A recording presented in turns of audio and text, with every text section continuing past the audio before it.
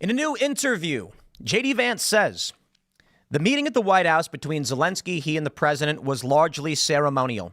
They had basically agreed to the minerals deal. Donald Trump was going to provide resources and military aid to Ukraine in exchange for rights to these minerals. And then Zelenskyy went in the last few minutes of their meeting and blew the whole thing up. It's amazing. This guy is so arrogant and so egotistical that he shows up to the White House and basically spits in the face of the president, vice president, the Oval Office, and could have had a deal that could have helped protect his country. Now, J.D. Vance makes a really great point. He says, look, a mineral deal does two things. It helps Americans get back some of the money they've spent on Ukraine. Hey, here's a reason to defend this nation. And that is the second benefit they get. The United States will be invested in securing Ukraine, helping them win this war because we have a stake in the game. And Zelenskyy didn't want to play that game. Zelenskyy says, no, you will give me what I want or else. Now, Trump had a bunch of words. J.D. Vance had a lot of words. The general idea being that the White House doesn't want Zelenskyy to use American support as leverage against Putin to prolong the war. And Zelenskyy went out and said, this war is very far from over. And Trump's pissed because Trump said before he got elected, as soon as he gets elected, it's over. And it's not. So Trump really wants this to go away. It's not a big piece of his agenda. It's getting in the way of bringing back manufacturing and securing the United States. So he says, let's figure this one out. And Zelenskyy drags it out. So last night, major breaking news, Trump suspended all aid to Ukraine. Now, reports are coming in that Ukraine's government fears the Warfront will collapse. The war will end. Yeah, Putin's going to crush Ukraine. It's kind of surprising to me how many people have come out over and over again. We talked about it the other day, defending Zelenskyy. And it's just like, why? Why do you care about Ukraine? You stupid cultists. There's nothing there for us. You never heard of the country until the war started. It's fascinating how none of these people care about literally anything else. The media said to believe it. And here they are marching in lockstep for the military-industrial complex. The latest news is that Trump wants a public apology. If Zelenskyy apologizes, then maybe the U.S. will bring this deal back. In the meantime, J.D. Vance said in this interview something that was seemingly innocuous, and I don't think he was wrong about. If you want real security guarantees, you come to the U.S., not some random European country that hasn't fought a war in 20 or 30 years to give you 20,000 troops. Once again, it doesn't matter what J.D. Vance does. It doesn't matter what Trump does. There is a cohort of people in this country that no matter what happens will always hate and lie and scream at the top of their lungs. I don't got answers for you. These people are deranged. They have a derangement. J.D. Vance didn't say the UK sucks. He didn't say France sucks. He said some random European country. I don't think he was talking about the UK or France. I think he was quite literally saying, off the cuff, there's been this conversation about a coalition and a bunch of random troops being sent into Ukraine. You don't even know where they're coming from. You want the U.S. The U.S. is premium warfighters. Well, to feign outrage, they're now claiming he is attacking UK and France, which he literally never said. Okay, my friends, the war may be about to end. Let me stress this. The war may be coming to an end. This is huge. With Zelenskyy's tantrum in the Oval Office last Friday, and Trump saying, then you get nothing from us. Ukraine can't fight. They can't. They're conscripting the elderly and young women. They are running out of men. Whether those videos are real or not, they're in trouble. They were always in trouble. And the question of why the U.S. is getting involved in this has still never been answered. Honest question. To any one of these Democrats, why should the U.S. spend hundreds of billions of dollars? No answer. I didn't think so. So, my friends, let's break down the news today. We got a lot to talk about. Plus, the tariffs have just dropped, and the market is none too happy. Oh, yeah. The market's dropped quite a bit. I ain't crying about it. I don't know. I mean, maybe some people are being seriously impacted in their retirement accounts. So let's hope these things get back on track. But I'm going to tell you this. A lot of people voted on economics and immigration. Immigration solved. Lowest border crossings, I think, in 20 or 30 years, or largely ever. A secure southern border, deportations underway. However, economically, things are rough right now And yes, people are upset about it. So let's see how Trump can play this one. It's been just over a month. So I'm going to say, let's roll. Let's see what you got. But Trump better turn this one around. He's got a big task ahead of him with the economy, and Ukraine is in the way. He's got the southern border, but if he does not get the economy back on track, people are going to be very angry. Like, for me, I'm insulated. There's a certain degree of tolerance my business has in a bad economy, but we still got employees to pay. We still got mouths to feed. And when the prices go up, that ripples. So when I say insulated, what I mean is this. You guys, as the working class front line, you see it instantly. So it's I would put it this way. It's easy for me to say, let's see what Trump does. But I am fully cognizant of the fact that Trump's got to get the economy on track for the average person. Because what happens, the way it works for us as a business, economy goes bad for you guys, prices go up, market goes down, you immediately feel the heat. You're pissed, and rightly so. Then our staff comes and says, we need raises, we can't afford it. At the same time, our revenue is going down. So we feel the heat in a slight delay. Things better Trump's going to have, he's got a task ahead of him, I'll tell you this. But let's get into the news, my friends. We'll start with, of course, everyone's favorite Cast Brew coffee. You got to buy Cast Brew coffee. You got to do it. Ian's Graphene Dream. Do we got it? No, still sold out. I believe Ian's Graphene Dream will be back in a couple of days. We do have K-Cups. So if you want coffee pods, you can pick them up at castbrew.com. Guys, Cast Brew Coffee has been tremendously successful. Franchises are currently getting set up as we speak. It all takes time, but the physical locations are coming. If I was Elon Musk, I'd snap my fingers and have a bunch of physical locations. I am not. I am not that wealthy. So we're working really, really hard. When you guys buy Cast Brew Coffee, we make money. We do. But I'll tell you this. We have not pulled profits from Cast Brew. That money is being reinvested because more than anything, if you came to me and said, Tim, you make all this money from the coffee, what do you want to do with it? I want to buy physical locations where you guys can hang out, where we can do Culture War live. That's right. Where you guys, the audience, can come and join the debate. And we decentralize those power structures in politics. Castbrew.com. Also, head over to rumble.com/TimcastIRL. If you have not already, check this out. The Green Room, episode 91, Law, Crime, and Double Kick Flips with Viva Frey. Viva Frey. Why did I say that? Viva's fantastic. We're big fans. And it's if you go to playlists, you can see all of our Rumble premium content. So go to Rumble and use promo code TIM10 to sign up. You get $10 off your annual membership. Not only do you get our feature-length documentaries, our Green Room show, our uncensored call-in show, Monday through Thursday, a lot of premium content. You get access to Steven Crowder's Mug Club, and you'll also get Dr. Disrespect and all the other premium creators on Rumble.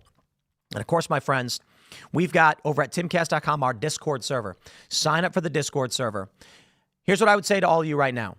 We got to go one step beyond being passive observers in the news. Get active. The left has an army of activists and NGOs. They funnel money into these groups to organize. How do we do it? Look, man, I work nonprofits, and I'll tell you this. We can't just simply watch the news, turn it off, and go about our day. But not everybody has the time or energy. So I tell you this. Timcast.com. Join us. You sign up, $10 a month. You get in the Discord server. You are now networked with over 20,000 individuals who are making new shows, sharing information, working on projects. And this creates, it's like neurons connecting. Your mind connecting with someone else's. You remain active. You remain in this fight. And we need everybody to be. Why? Donald Trump did really well. In 2016, he wins the election, but then he loses the midterms. Why? Because Trump voters didn't turn out. We need to keep people active. Now, while Scott Pressler may be on the ground in New Jersey doing that hard fight, online, I'm not going to sit idly by. That's why we want the Cast Brew physical locations. This is why we have the Discord server, so you guys can get involved and be friends with each other. Not to mention, shout out to Roman Nation Podcast and the Quiet Part Podcast, which launched inside the Discord server and are now their own shows.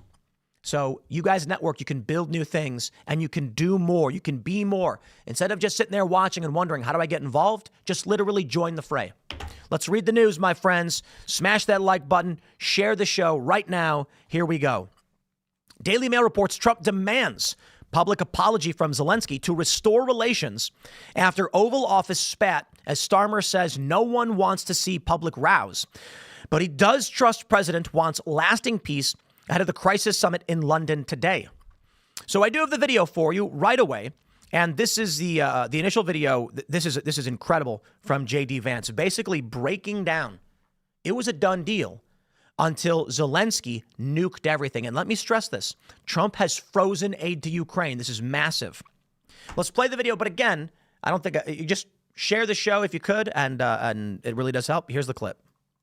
You're exactly right, Sean. When the Ukrainians came to Washington on Friday, it was supposed to be ceremonial. You know, there had been some public back and forth, some disagreements, some words spoken in public.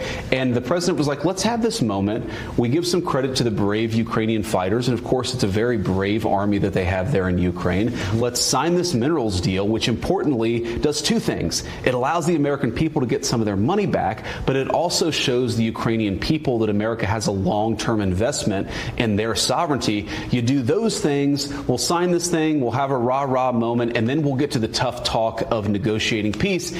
We couldn't even get the Ukrainians to a point where they could talk about the peaceful settlement. And look, in some ways, Sean, I get it. I get the frustration. I get the rage. It's their country. Of course, it's not our country, but you've got to accept cooler heads have got to prevail. This thing cannot go on forever. This is the important point. I'd say this to our of course, most importantly, the Americans who are watching, but people all over the world. When you talk to leaders in private, whether they're Ukrainian or European, when you talk to people in private, they will tell you this cannot go on forever. There aren't enough Ukrainian lives, there isn't enough American money, and there isn't enough ammunition to fund this thing indefinitely. The only realistic pathway to bringing this thing to a settlement is President Trump's pathway. We encourage both President Zelenskyy and President Putin to follow that path. Crazy, man. You heard it. It was supposed to be ceremonial, but Zelenskyy can't help himself. He's arrogant, and he wants the war to continue. I got to be honest. I think Zelenskyy is intentionally prolonging the war. I really do. He has said publicly that this war is not going to be ending anytime soon. It's a long ways away from ending. Trump's pissed about it. Zelenskyy makes himself a celebrity so long as he forces everybody in this fight. I believe... Based on what we've... So let's do this. You know what? I'm going to pull up the story. I'm going to... Germany, Ukraine, Nord Stream 2. Let's see. Where is it? Here it is. It's from August. Let's pull this one up. And we'll pull it more if we have to, because this is just this first thing I pulled up. Ukraine behind Nord Stream pipeline sabotage, report claims. A report by the U.S. outlet Wall Street Journal claims Kiev concocted the plan to blow up the pipeline bringing Russian gas to Germany in May of 2022, citing 4 anonymous Ukrainian military sources. So can I get the Wall Street Journal on this one? Because that's massive. Yeah, here we go. Wall Street Journal. The real story. So let me just express this. Germany has charges Ukrainian Nord Stream. Let me pull that one out. These are all old stories. Arrest warrant. Let's roll, baby. Let's roll. Is Ukraine an ally or enemy of the United States? Oh, okay. I'm going to pause you right there, Democrats. When they try and pull up the tenant media thing and say that 2 guys who were in what was the country? They were in what country was? I don't even know. Some Yugoslavia or something, were funneling money to a Tennessee-based American conservative company who then licensed content. That's the best they got. Here's what I'll give you. I'll give you Politico.eu and the Wall Street Journal. Ukraine is an enemy of the United States and is actively seeking to subvert the agenda of the United States. Take a look at this. Germany issued arrest warrant for Ukrainian over Nord Stream bombing, reports say. The suspect was able to evade the arrest warrant. Heavens me! Then we have this from the Wall Street Journal. A drunken evening, a rented yacht, the real story of the Nord Stream pipeline sabotage. Private businessmen funded the shoestring operation, which was overseen by a top general. President Zelenskyy approved the plan, then tried unsuccessfully to call it off. So what happened? Nord Stream is a gas pipeline from Russia to Germany. Germany, of course, is an ally of ours and was receiving energy from Russia.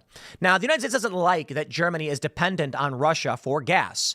This is the conflict. The U.S. wants to reduce Russia's ability to sell gas to Europe because they control prices. They control most of the gas.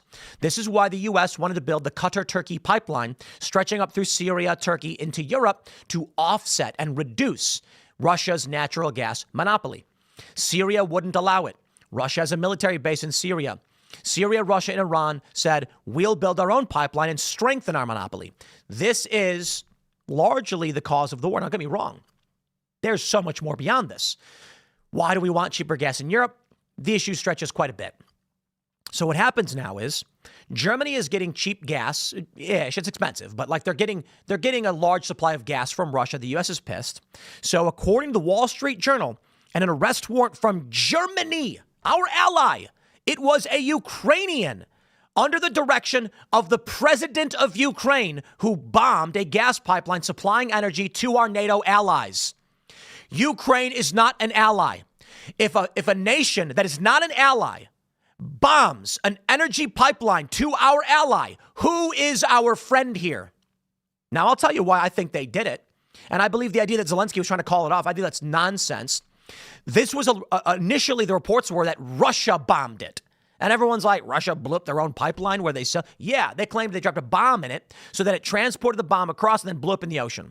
Some then said it was CIA frogmen, scuba divers with bombs who did it. Well, the official reporting and the arrest warrant, though I'm not going to say it's definitively proven until the guy's arrested, whatever, but Germany's issued a warrant. Ukrainian did this. Why?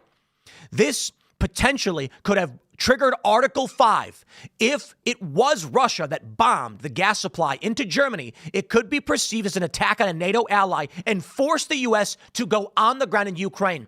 You will never convince me, okay, that this was not the play by the Ukrainians on purpose. Based on this reporting, tell me I'm wrong. Tell me I'm wrong. Say the Wall Street Journal is wrong. Say Politico is wrong. But on the surface right now, what we know, it appears Ukraine was intending to engage in a false flag operation to trigger Article 5 and force the American people to fight their war because they are our enemy. They are trying to steal our resources and force us to fight a war we do not want to be involved in. Save for these sycophants who can't explain for one reason why we're involved in this conflict. They say, Vladimir Putin, if he takes Ukraine, Poland's next. Lie. Belarus borders Poland and Lithuania. So does Kaliningrad. Belarus already has Russian troops in it. Liars. They have no good reason. Now, if Zelensky's plan worked, we would be potentially in World War III with American boots on the ground in Ukraine, save for cooler heads. So this country, they are not our friends. They are lying to us from the get-go, prolonging this war, and this is why Trump is pissed, and it's why I'm pissed. We have spent nearly, according to Trump, I think it's $350 billion in peripheral spending for Ukraine. A large portion is direct spending. A large portion is peripheral spending in other means, European defense, etc. Why are the American people paying this bill? And if the Democrats want to come to me and say, Tim, the money they spend, the hundreds of billions of dollars, went to new military equipment, and we sent them old equipment, so we're actually revitalizing our military. Why are we spending $350 billion on the military-industrial complex? How about universal health care? Deal. How about that? How about we take that $350 billion and we put it towards paying off school loans or something? You know what I got to say? I don't like being backed into a corner, but I'd be willing to take that $350 billion and spend it on literally anything else, so long as it was benefiting the American people. To be fair, I don't think paying off everybody's student loans really does benefit the American people. But how about $350 billion in public works? The U.S. government can issue grants to chip manufacturers to seed and incubate new technologies in manufacturing in this country. How about the production of aluminum, steel, etc., lumber, and lumber regrowth so that we can be self-sufficient? How about we invest in new industry in Alaska and start harvesting our massive resources? Instead, we get these scumbags in Ukraine who know that the Biden administration was weak and pathetic, and they could bully us and trick us into funding their war. You see, here's what people got to understand. The U.S.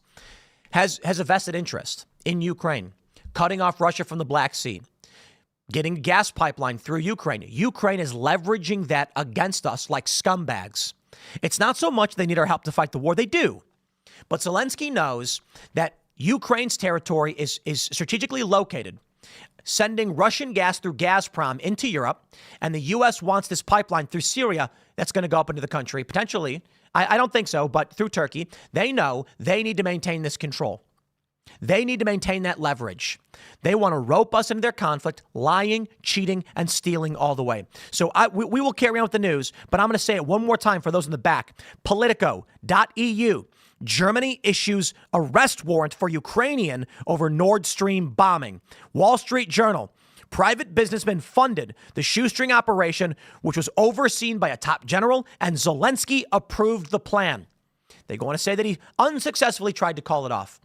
This was according to the Wall Street Journal, and based on this political report about a German arrest warrant, Ukraine sabotaged an energy pipeline that supplied our NATO ally with energy.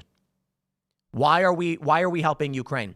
This is shocking to me. I mean, look, there's something else at play, I got to be honest, because if I was Trump, I'd have sat down with Zelenskyy and say, the Wall Street Journal said that you approved a plan to bomb an energy pipeline into our allied nation, into an ally of ours, Germany. What's Zelenskyy going to say? No, it is not true. Let me tell you this one. We want to support this country, this mini dictatorship. Gonzalo Lira was a reporter. He was a Chilean American. He reported from Ukraine. Not a fan of the Ukrainians. He tried to flee the country. He was trying to leave. They killed him. They killed him. Why should we give this country anything? They are not our friends. They're not our allies. They are manipulative, corrupt scumbags who are trying to drag us into their war because they know that Russia's an adversary of ours. This Nord Stream could have been a false flag that lit up World War III. I ain't having none of it. Screw Ukraine, dude. And they try to play this clip of me when this story broke. And I said, this is an enemy of our country. They pull it out of context. And for some reason, there are people flying Ukrainian flags. I don't know. I don't care what a cultist thinks. If you're too stupid to follow the news, if you are a stooge for the military-industrial complex to dump hundreds of billions of dollars into the war machine, then so be it. I ain't going to pull my punches. I'm not going to lie.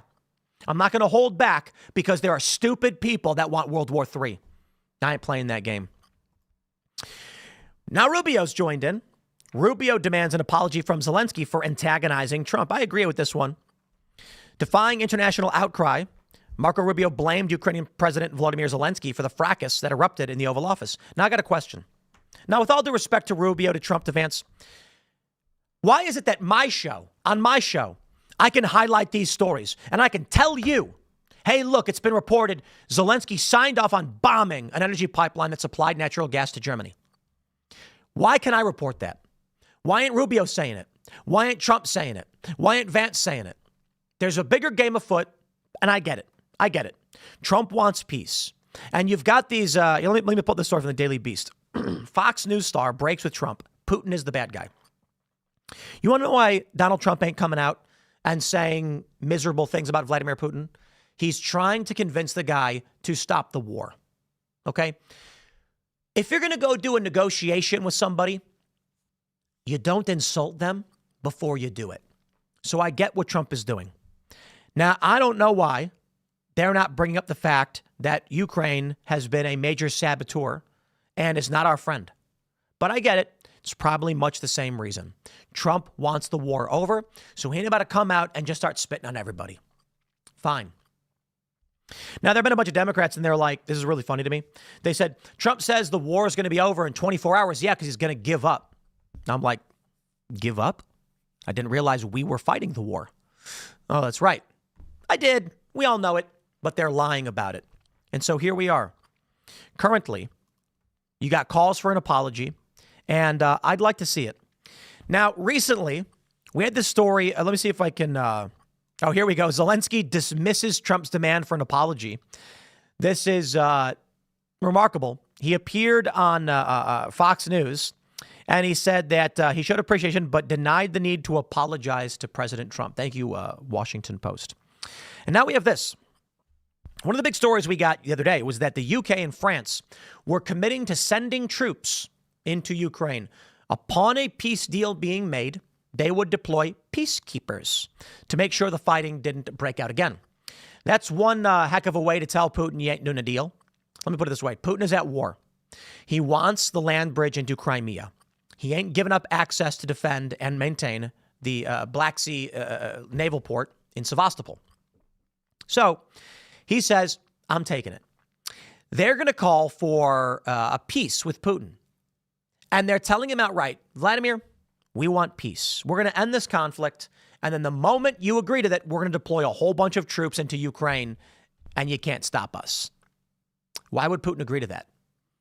Vladimir Putin took the land bridge to Crimea. Why would he now be like, okay, I'll agree to cede territory and bring peace to Ukraine and let you bring in all your troops? Yeah, that ain't going to fly. The moment the UK and France announced they'd send troops, they basically, that's a clever way of saying there will be no peace. There will be none. Do you think Putin wants NATO forces butting up against Crimea? He's not going to agree to a peace deal knowing that they're going to deploy troops. A peace deal would be, we maintain our land bridge, the fighting stops, we back off Ukraine, no troops, no NATO presence. Putin already said, Ukraine and NATO is a hard stop, but we're going to deploy troops to there? Well, now we get this clip that's going viral. Oh, actually, before I pull that up, let's make sure we hit this story. Ukraine's war front could collapse in 6 months without U.S. aid. Ukrainian officials fear the front line could collapse. Russian troops are launching deadly suicide missions across the Dnipro River, trying to seize land for future peace talks. Trump has paused all military aid, pressuring Zelenskyy to negotiate. Experts say Ukraine's remaining supplies could run out by midsummer, and Europe may not be able to fill the gap. Trump's national security advisor says the time to talk is now. Trump knows how to play hardball, my friends. We've got this, where'd that J.D. Vance video go? Is it over here? Here we go. Okay, sorry. It was in the back. Antonella Guerrera says, bad news for Starmer and Macron. Vance confirms the only U.S. security guarantee in Ukraine will be the mineral deal. He also plays down British and French peacekeeping troops as, quote, 20K troops from some random country that hasn't fought a war in 30 to 40 years. Literally, he never said it. We would talk to the Biden administration officials in private. It's another example of a terrible situation the Biden admin left the Trump administration. When you ask them what's the plan, okay, we're going to spend tens of billions of dollars, hundreds of billions of dollars in Ukraine. What is your plan? And they would honestly tell you, well, we're just going to send them weapons for as long as we can and hope eventually they can turn the tide.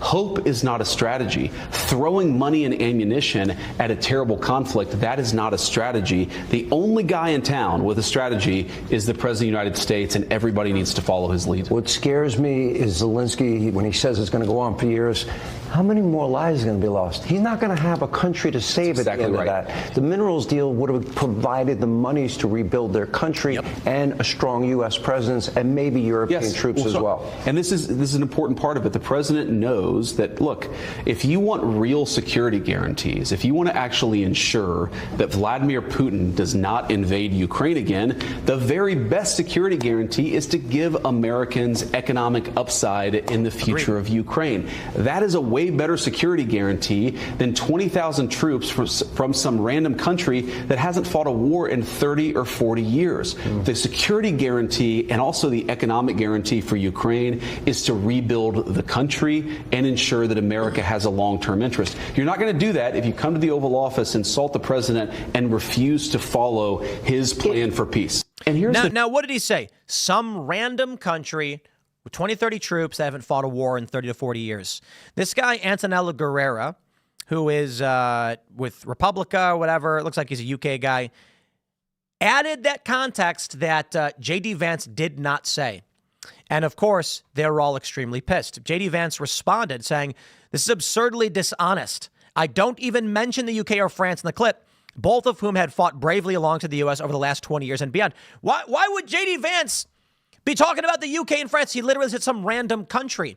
He's talking about a plethora of European countries that are supposed to join a coalition.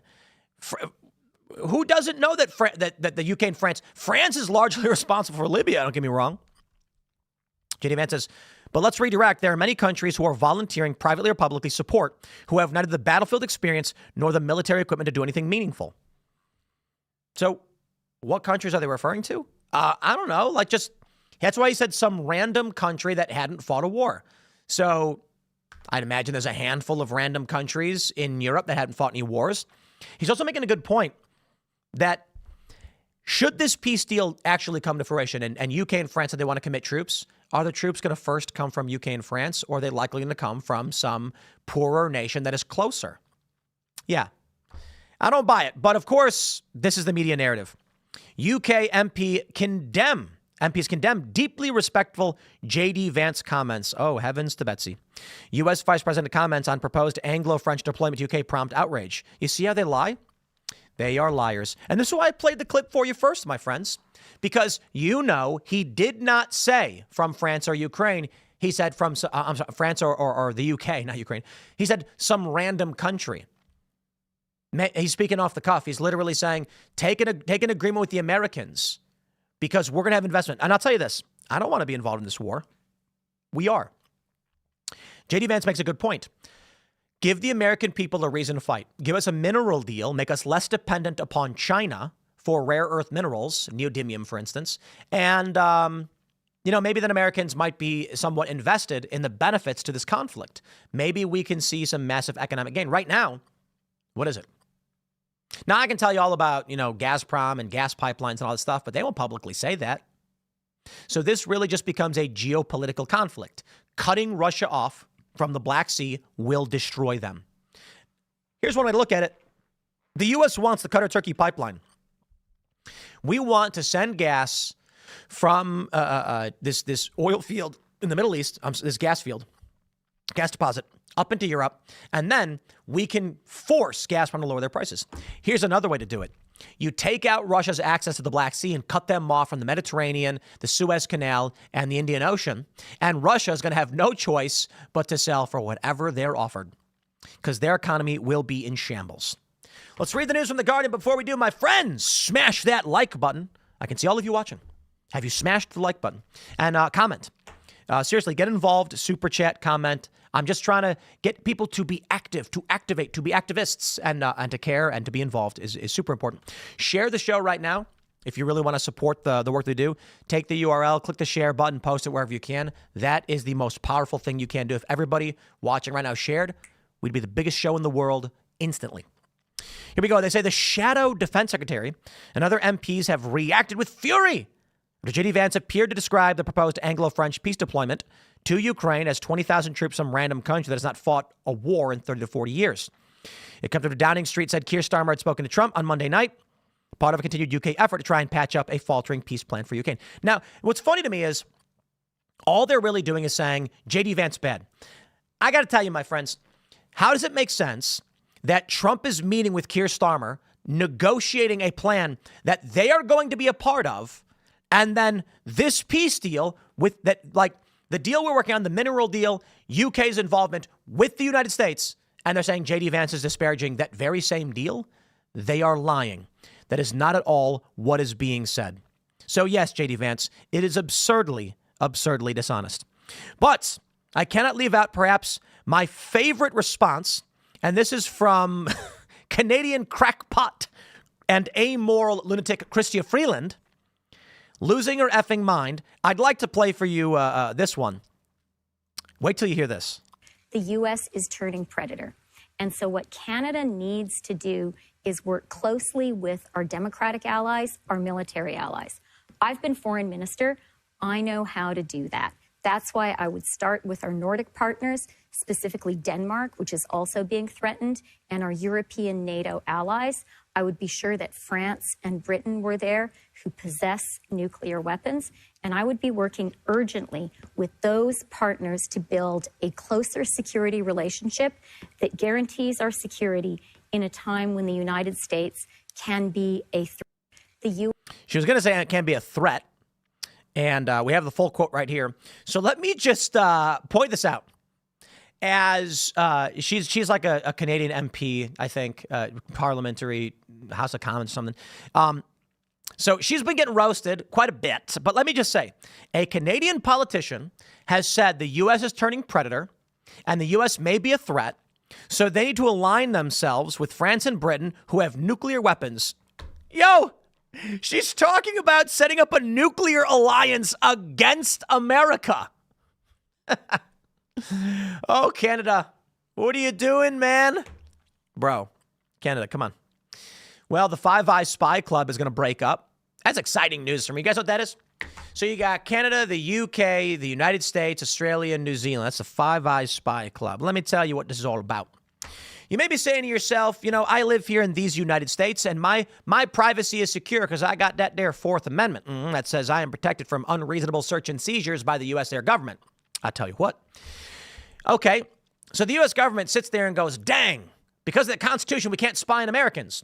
First of all, they did it anyway. The NSA is mass spying on everybody. Everything you've ever done, they've spied on it. Congratulations, they're looking through your browser history. But they can't really use it because if they bring it up in court and prove they're doing it, it would, first of all, be thrown out. It'd be a major scandal, but they want to do it anyway. Now, if they find you're doing something really wrong, you know, not just your browser history, they'll find a way to discover the wrongdoing. So let's say you look up some really dangerous chemicals or something. The NSA knows you're doing it. They get flagged.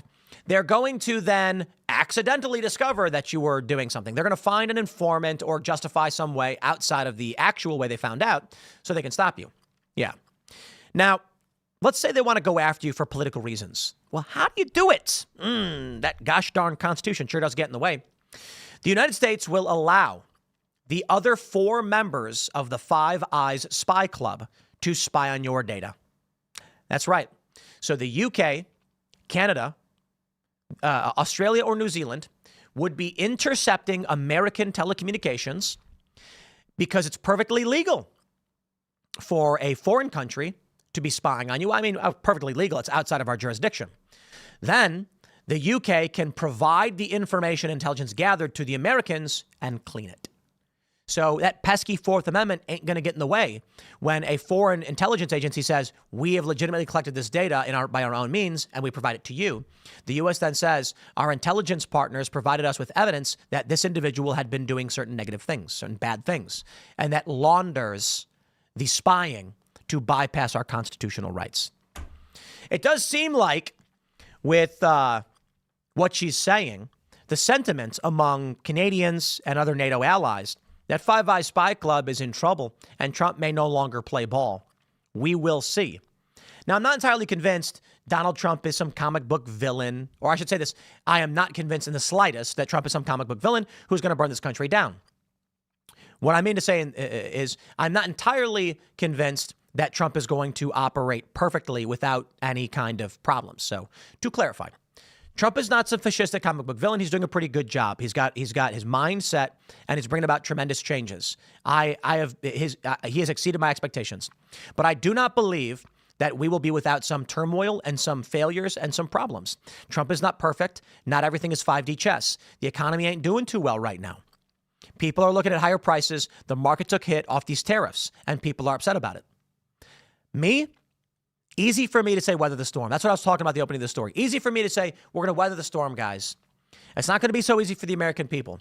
Trump has got only a little bit of time to try and move through this because the American people cannot withstand the brunt of a major economic crisis. And predictions of recession are starting to go up. So I say Trump, he's got to get a handle on this one. Now I want to throw it to our good friends on the Democratic side and throw it to our good friends. Here's John Oliver. John Oliver sounds off on Trump calling Zelenskyy not grateful enough for U.S. support.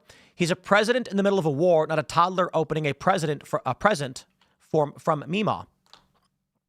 Why are these people so predictable? Who is John Oliver? Why is he telling the American people to get behind a foreign president instead of our own? This is the craziest thing. And I think it shows you these people are intending to destroy this country. If you went back 50 years, could it have ever been that on TV they'd be advocating against our president and our president's agenda? Absolutely insane. John Oliver weighed in, blah, blah. I don't really care that much. He said, this is going to be great television. I will say that. I'm sorry. This is, what is this? Despite the conversation going off the rails, Trump, in a nod to his roots, said it's going to be great television. Oliver said that depends. Is watching the president-ish on a weaker ally. Ukraine is not an ally of ours. Okay, I want to make sure this is clear. Ladies and gentlemen, Ukraine is not an ally. Alliances, that's what an ally means, are formal treaty agreements. There is none with Ukraine. They are some random foreign country we had been courting and asking if they wanted, and NATO and the EU, not even the US, They are not an ally. We have no treaty alliance with them or anything like that. Okay, so stop. This is the lies they play. A weaker ally for not wanting to be conquered, while his goon VP tries to see if he can wrap his lips around his boss's arsehole from a neighboring cough good television. Sure. I'd argue it's more hit your TV with a hammer until the pain stop television, but reasonable people can disagree. Explain. Explain your emotional state, John Oliver. Why do you care about Zelenskyy in any way? Who is he to you? What does he provide? Why do you care so much? They've not given one. You want to come to me and say, because he is being attacked by Russia, and I'm like, okay, shall we, let me pull up a list of all nations. Let's do this. Let's see if we can pull this up. Give me a list of countries currently fighting Russia. Let's see what we can find. I probably should do a list of jurisdictions or regions or whatever. The only direct armed conflict right now is Ukraine. However, they say that while other nations are directly fighting, many other countries are providing direct aid to Ukraine. Conversely, Russia has received support from Belarus, Iran, North Korea, and Syria. So let's try this. Is Russia involved in any, let's say, kinetic conflict outside Ukraine? Maybe it's not. Maybe it's not. Let's see. Searching the web. I'm using our good friend ChatGPT, which is really slow. Let's see. Syria. Oh, many. Okay. Africa. Interesting. 2024, Russia established the Africa Corps, government-controlled paramilitary group. They are actively involved in military operations in Mali, Burkina Faso, Niger, Libya, the Central African Republic, providing military support and training. Interesting. Wow. So they're heavily involved in Syria and Africa. That was kind of obvious, the Syria one for sure. So, okay. John Oliver, can we have you put on TV any sympathies for any of these African nations that are currently in conflict with Russia, that the people in these countries where these African nations are being trained and armed by Russians? No? You don't care about any of these other countries? Now, don't get me wrong. There's not a whole lot. But let's talk about Syria. You want to come out here and talk about ISIS and the Syrian civil war and Bashar al-Assad? That one's not in the spotlight today. My point is this. There's no reason for us to be so fixated on Zelenskyy and Ukraine. The only reason, of course, is that it aligns with the deep state agenda. The bureaucratic state wants the war. Trump is in. The deep state is out. It's being dismantled. Ukraine's done. It's over. We don't care. We never did. Afghanistan, don't care. Trump famously called out George W. Jeb Bush, saying your brother lied and got us in these war in Iraq and Afghanistan. The American people don't want it. I'm sick of it. Why is John Oliver, who is foreign-born TV personality, advocating that we get involved in Europe's war? I tell you this, my friends, and I'll say it again. It is not wrong for someone like John Oliver or someone from Haiti to advocate in this country for what they want.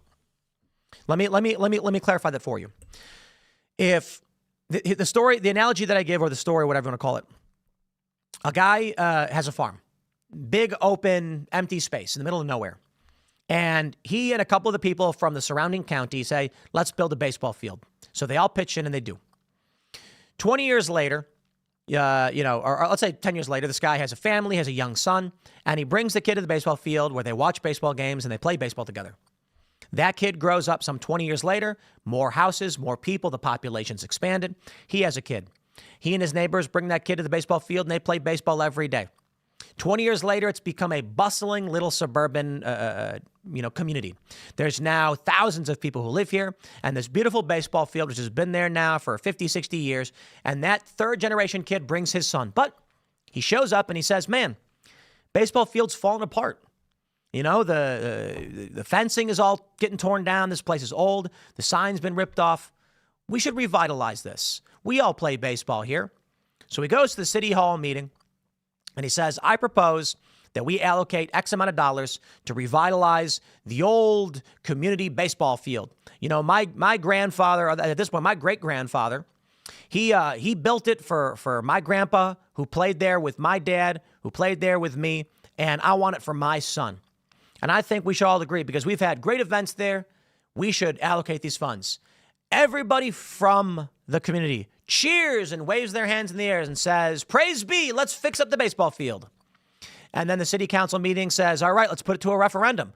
All in favor of allocating town community funds to revitalize our old baseball field. Everybody from there raises their hands. And then all of the Haitian migrants who were brought there by Joe Biden keep their hands down and vote nay. And then they slightly outnumber the community members. And they say, okay, that's democracy. These people who are not from here, but let's say they were born here, their parents came here through Biden, had kids, those kids are here now, born in America and voting and saying, what do we care about a baseball field for? And these people say, when my parents came here, they were starving and had nowhere to go. We should be building a migrant welcome center so that my family, when they come and I bring them over, have a place to go. They all cheer, and that's what they build. Are they wrong to advocate for that? Absolutely not. They're advocating for their families, and that's what they do. But this is the problem. Why were these people thrust upon this community that was building something that a great-grandfather built for his kids to hope for them to have a better future, and now it's fallen into disrepair, and a new community who just arrived says, you are not our interest, and we can now outvote you? I bring this up to say, John Oliver, who's a European guy who moved to America, is always going to have interests aligned with Europe no matter what. And it's not because he's a bad person. It's not because he's wrong. It's because of the simple fact of nature. That is, he has friends and family who live in Europe. He is deeply concerned about them. Americans largely do not and are not concerned with spending our money on the UK. So John Oliver, who moves to the United States, presumably becomes an American citizen, tremendously respect all of that. He is not wrong to say America should spend hundreds of billions of dollars to defend Europe, because that's where his mind comes from. It's where he cares about things. It's the history he remembers. He did become an American. That's fine. But the point I'm bringing up is people will always advocate for their friends and their family. So the American people largely who built this nation, whose ancestors built this nation, are saying, we don't want to fund your wars. And this guy who literally moved here from there and hasn't been here that long is saying, but things that I care about are over there and I don't want them to be destroyed. And thus, he will advocate the U.S. spend money on European interests. The same is true from anybody from Guatemala or Honduras. It is not wrong of an individual to advocate for their friends, their family, and their home. The problem is when they come to the United States and then advocate that we now use our resources for their home. Therein lies the problem of mass migration. It is not a moral problem. It's simple math. So when John Oliver wants to come out and advocate for this country, for one, let's be real, he's largely just pandering to Democrats. But when he comes out and he makes this advocacy, understand this is a threat to the nation built by our ancestors. Our founding fathers did not want us entangled in foreign wars. And now, as we have mass migration, you will have people advocate for their home countries. That is the reality of where we're at. Now, currently, tariffs just hit. And this is going to be very interesting in how this plays out. Already the market has taken a big hit. I think let's just pull up the Dow Jones. It's currently down 1.7%.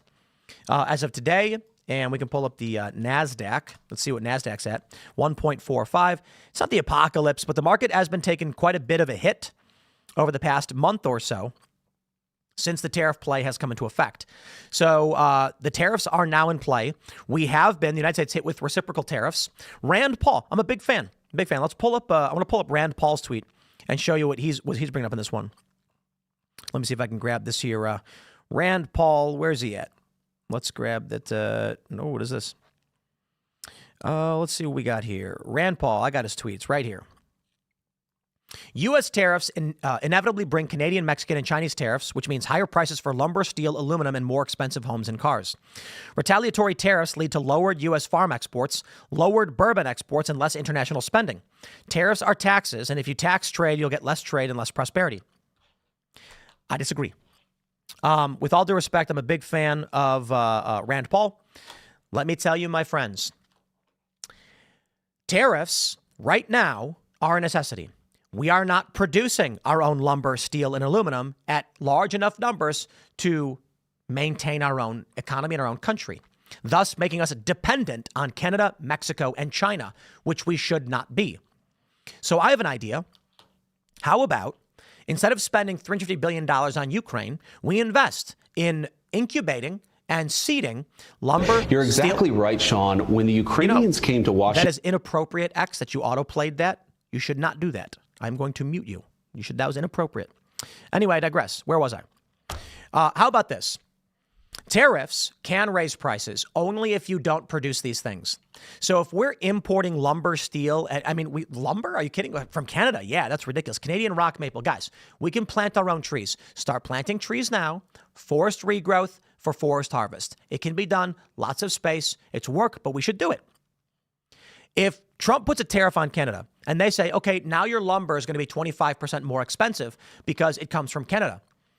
Canada then has to compete with American lumber costs.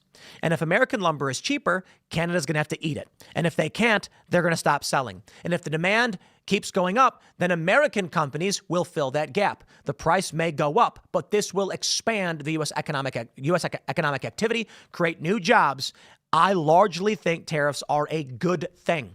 The idea that we would allow our manufacturing and production base to be outsourced to Canada, Mexico, and China is insane. And now look where we are, dependent on those countries, and they're not very nice. Not very nice. So, cry more, I guess.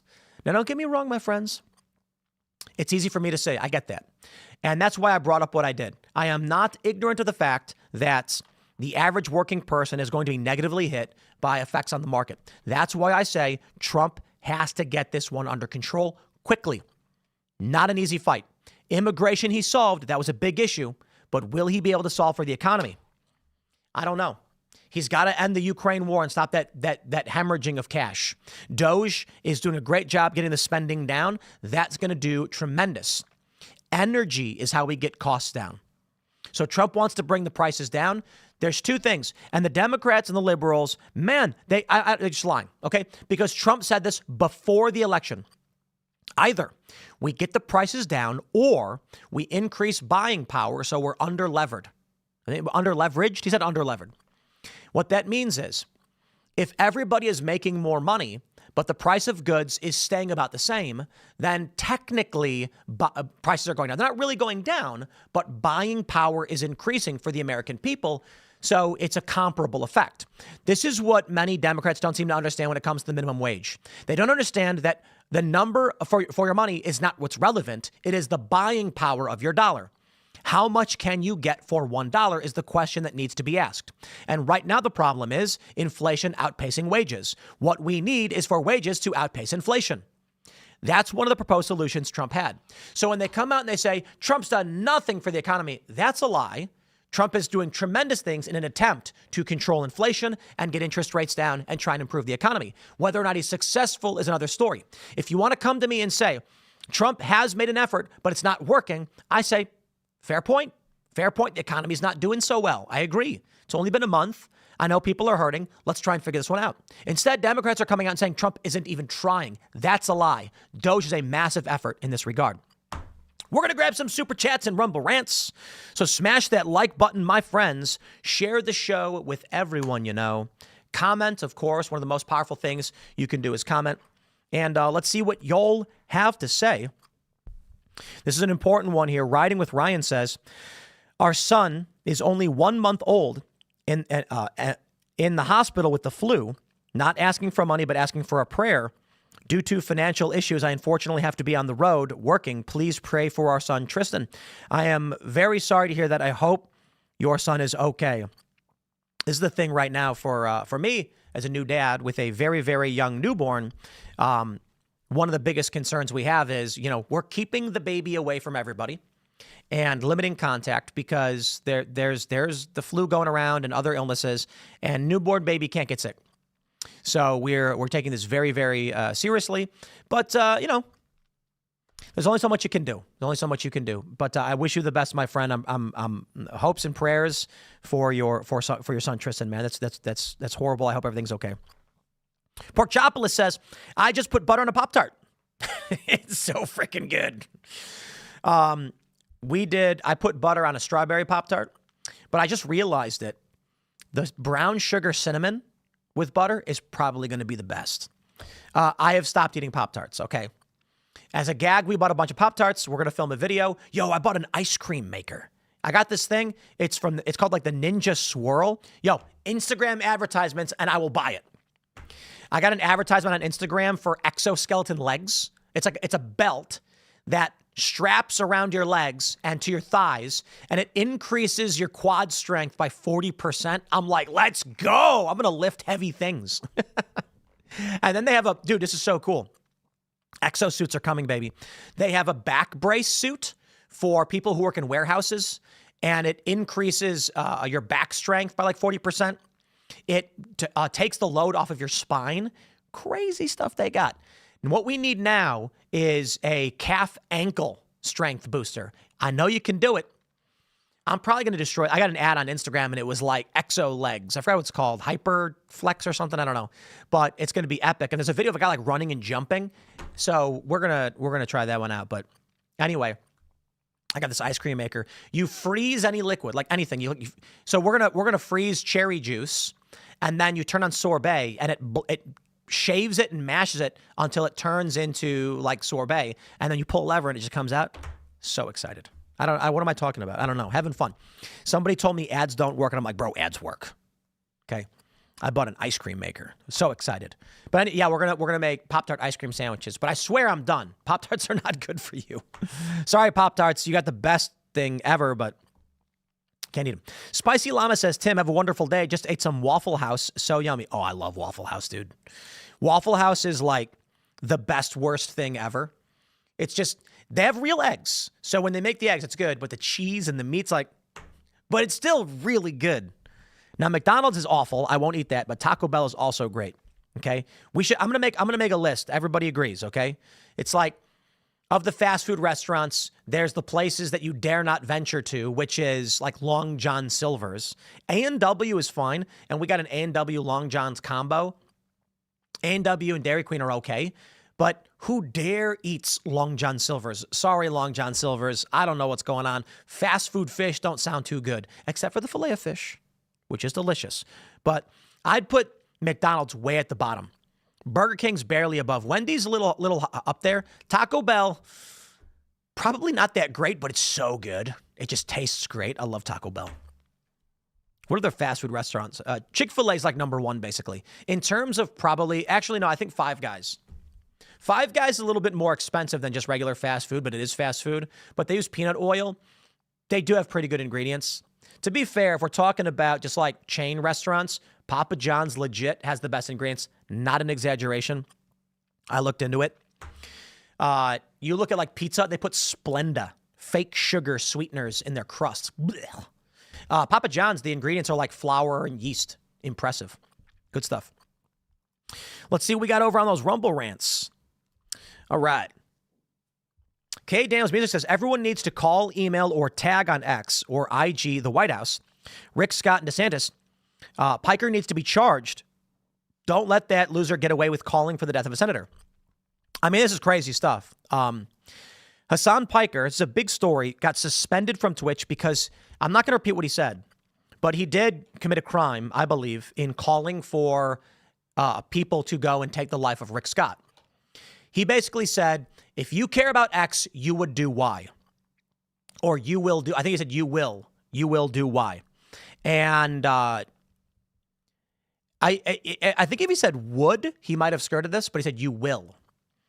And the would is more of like, if he said, look, people who actually cared about this, you'd see them doing this thing. But he said you will. And that's where things get rough because he was basically, I don't think people understand what they think they're speaking figuratively. They're not. They're literally saying, you know, if someone said, if you really think X about this person, then go commit Y. They might be thinking no one really thinks that, but there are people who think these things. So if there is someone who genuinely believes that Rick Scott is a criminal who defrauded Medicare and Medicaid, like Hassan said, he basically just told them to go and commit a very serious crime for which he's culpable for the instruction of that crime. That's crazy. I can't believe this dude has repeatedly called for these things. Nuts. All right. Will M says, why aren't more people mad about Europe spending more money in Russia than they are giving aid to Ukraine, while at the same time being on their high horse about us cutting them off? We've been suckered by these guys. We have been. And they've been laughing the whole time. And now they're crying because Trump's in office. All right. Nick Condon says, Asmongold needs his ideas challenged by people other than chat. It'd be great to get him on a culture war. Sure. I follow him a little bit. Not super familiar with his opinions or views on things. What is he, like a liberal lefty or a right-wing guy? What is he? All right, we'll just grab one more as we're about rounding things out. Matt Baker says, I wonder if some of the market instability is Trump cutting off the quantitative easing, and now the market is starting to reflect the actual state of the economy. Could be it. Trump said we're going to feel some pain. And I'm wondering if Trump's attitude is basically, look, they've been playing games with the economy for so long. A hard correction is in order, and we're going to feel it. But we will come out on top. Again, easy for me to say. We'll see how things roll, my friends. Smash that like button. If you haven't already, give us a thumbs up. And share the show with everyone you know. Hit that share button, copy the URL, post it, share it, word of mouth. Leave us a good review if you're listening on Apple or Spotify or wherever else you might be listening. And thank you all so much for being members. We got more segments coming up for the rest of the day. Thanks for checking out the Tim Pool Morning Show. Subscribe if you haven't already. I think one of my big mistakes is I never tell people to subscribe because I can see YouTube tells you like how many new viewers are coming in. I never say subscribe. So I got to be like you. Press that subscribe button. Thanks for hanging out, everybody. We'll see you all in the next segment coming up at noon, plus more to come for the rest of the day.